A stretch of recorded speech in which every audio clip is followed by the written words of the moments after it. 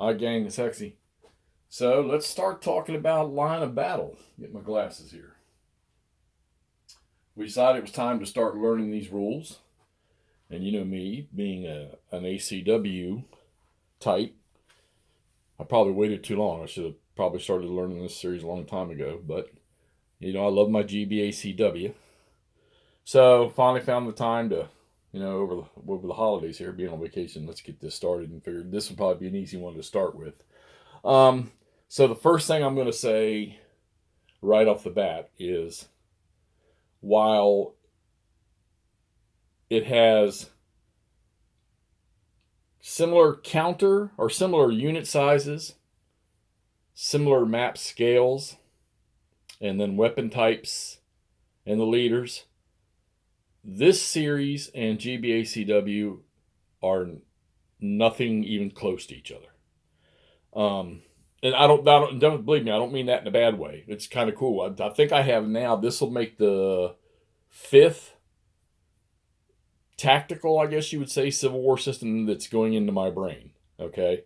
I'm very pro GBACW. That's pretty much what I've played most of. And I own that whole collection from since day one with Stonewall. And of course, I played CWBS, which I thoroughly enjoy. I think that order system in that game is phenomenal, and it really creates havoc on your plans. But the first two nights I had this on the table, I've always known about this system being streamlined, away from CWS and RSS, trying to streamline that system because to make the play a little easier, a little more fluid. Okay, so the first two nights I had this on the table, I was struggling with the command. I was like, this is too damn confusing. I even spoke with old Stigler about this and, where I was going with this. And then I realized, oh, wait a minute. Let's go watch Nick Rosser's videos because he did a great job. I remember watching those about a year and a half, 2 years ago, even though I had not gotten around to playing yet. And I did. And then the fog started to disappear.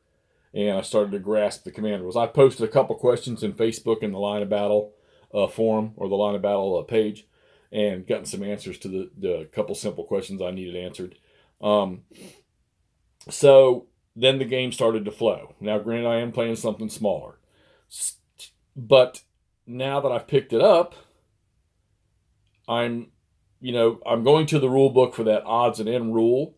Nick's videos are great. You can literally just play these games right off his rules and just read the special rules out of the battle books that pertain to these. And it's funny because when I just noticed that when I play in this is kind of like playing a mixture of CWBS and BCS in the Line of Battle because I look at the charts and then I was, well, wait a minute. All the series games from MMP have similar design for their charts. Maybe it's just the paper they're on and the colors they use to do it. But I was like, okay, so that's a good thing too because it sort of pushes familiarity across different systems of games, and it can make you feel a lot more comfortable. The thing that I'm not fond with right off the bat, this damn time wheel up here. I can't. Yeah, it's fine. I mean, it's completely usable and everything, but this is a new thing to me. So I kind of wish this was on the edge of the maps, but then you got 3 maps, I think, when you play this whole campaign of this game. But it's different, so it'll just take me some getting used to. There were moments where I kept forgetting to move the minutes, and the game breaks down into 15-minute turns, which is like what the old SPI stuff used to do, whereas GBACW is 1-hour turns, but you might have 4 activations for a command. Okay, and speaking of command, that's where I think that was my confusion, trying to determine what a command was. What they considered a command in this game. In a sense, any units underneath a leader, that kind of makes up a command. But in this game here, like this one particular, it might be a division or corps. So you as the overall commander would have commands below you. And for example, in this game here, the commands below Jubilee, which would be the player in this game, would be Rhodes and Breckenridge. And then, of course, the cavalry that they had. And then Rhodes and Breckenridge would have their divisions underneath them, which would be subordinate commands to them. And once you understand that, then all the command stuff falls into place pretty easy. The orders delivery system, modified, much more streamlined than CWBS, and I'm sure RSS was. I haven't played RSS. I got all those, but I haven't played it yet. And I got a feeling when I do get around to playing those, it'll be using this system.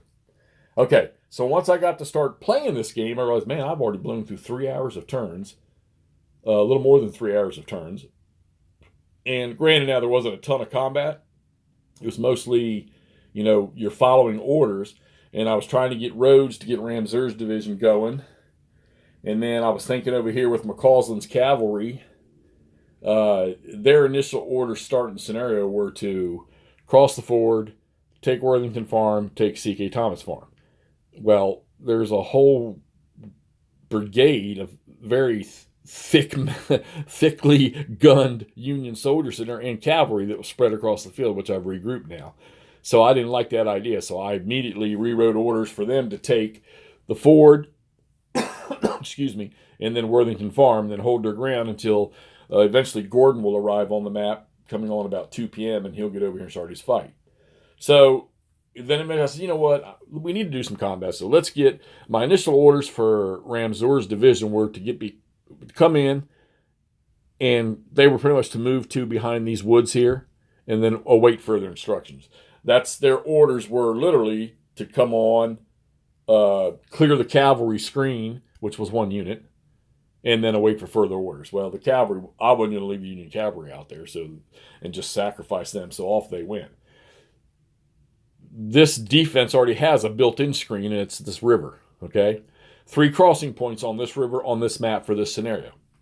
All right, so I finally got ahead and got Ramseur activated to attack because I wanted to see what this was going to be like with that river and those bridges. Excuse me, I don't know where that cough came from out of the blue. So they got underway and moved into here, and you can already see they got chewed up. 1 battery sitting here with only 2 guns. I think he might only have 1 now. And then all this infantry sitting here with strengths of 5, 6, 4. I think there's a 7 in there somewhere, a couple of 7s in there somewhere. And like I say, that's their first motion into combat. They return fire to a little bit damage themselves, but you see this unit got chased off here. I think 1 got eliminated. No, not yet. Okay. So we're going to see how this progresses. I want to see how violent or how bloody this is, or how bad it can be from one side or the other. Also, I think I need to do the bridge burning. I think it's whenever it said any Confederates get within 3 hexes, you're supposed to attempt to burn that, so I got to check that, which I'll do if not. And then I said over here, well, you know what? You only got to defend 3 points on this map since you don't have all of the map. There's only 3 places to cross. Like I said, those 2 bridges in this ford, I thought to myself, well, you know what? McCausland's not a very strong force over here. And geographically, I'm sure that Wallace or Ricketts or somebody knew, or the cavalry knew that ford was here. Other games that I've played, the Confederates had to discover it. But I've never seen nothing where it said anything. The Union didn't know anything about it. And I started looking over and I got all this cavalry, and I got a whole brigade from the 3rd Division 6th Corps under Ricketts. Truex is their commander. I said, you know what? Let's write an attack order.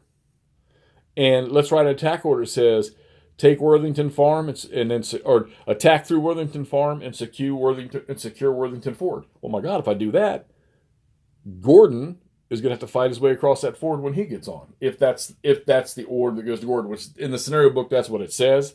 Whether or not I apply that, like I said, I'm not a big proponent of you telling me what I have to do. Just tell me what my objectives are, or my victory conditions, and let me figure it out for myself. And I'll do it for either side. All right, so he attacked, sure enough. He was able to close here, but there was no closing, couldn't get a closing charge on this guy over here. So, but they destroyed 2 regiments from McCausland's cavalry over here in just fire combat. Because of you have your charts where you have to check morale on. If you get an M or a strength loss on fire, the unit has to check morale. Okay, so 2 regiments gone, 3 regiments left, an artillery battery that has nothing but canister left in it, and they're probably not going to be able to stay there because they don't have the numbers to match up with that. So the odds are on the next Confederate turn, these guys are going to run, which means you have to do the I can't think of what the word of it is. we'll call it the runaway rule until I can go remember what the darn was it a voluntary skedaddle, I think, where you pick up the headquarters, move it somewhere, and then everybody has to move to it, and then they go no orders after that, because they're not going to be able to stand up to this. They'll get completely crushed and wiped off the map. So all right, so there we have it. That's Hexy's in the line of battle. Okay, and I need to play it a little bit more. Like I say, after the first 2 nights, I wasn't real fond, wasn't real happy. But now that I've gotten into the flow, I will say this: the flow of this thing is much simpler than GBACW.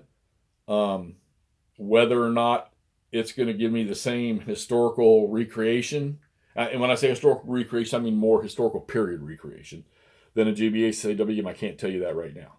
I have no answer. I love my GBACW, but I want to give this a fair shake. A lot of people everybody I know seems to like this, so, or for the most part. All right, so to take Washington, we're playing the short Monocacy battle on the one map. And let's get some more playing done and get some more video posted so you can see how we've progressed in this and get some more of my opinion on the game once I get done. All right, talk to y'all soon.